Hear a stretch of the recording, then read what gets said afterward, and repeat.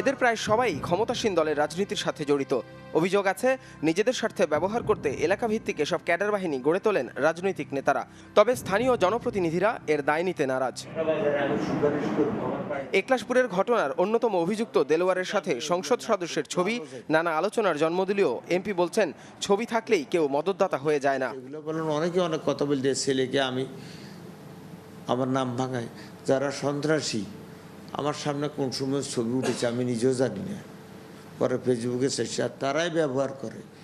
যারা অপরাধী তারা সুযোগ সন্ধানী। আমরা সত্যিকারভাবে এই কার্যকলাপ সাথে আমি ব্যক্তিগতভাবে কোনো সময় আমার সভাপতিও আমরা আশ্রয় প্রশ্রয় দিই না, আমি এই ধরনের রাজনীতি করিও না। চৌমুহনী পৌরসভার মেয়রের দাবি, যারা অপকর্ম করে তারা সবসময়ই ক্ষমতার ছায়ায় থাকতে চায়। দায় না নিয়ে বললেন, এ ধরনের কর্মীদের থেকে সতর্ক হতে হবে নেতাদেরই। যে সময় দল ক্ষমতায় থাকে এই খারাপ লোকগুলো কিন্তু ওই দলেরই ছত্রছায়া যাওয়ার তাদের আপ্রাণ চেষ্টা করে।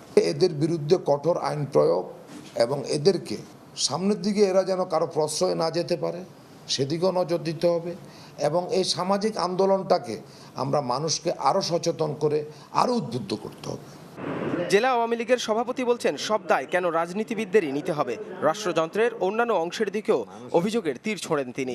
রাষ্ট্রের একটা শাসনযন্ত্র আছে না, পুলিশ আছে, ম্যাজিস্ট্রেসি আছে, বিচার বিভাগ আছে, ডিবি, ডিএসবি, অনেক রকমের তদন্তকারী দল আছে না, এদেরও তো দায়িত্ব আছে।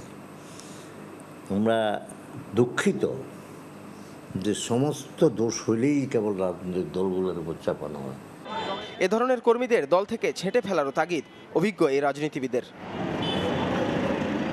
নাহিদ হোসেন, চ্যানেল 24, নোয়াখালী।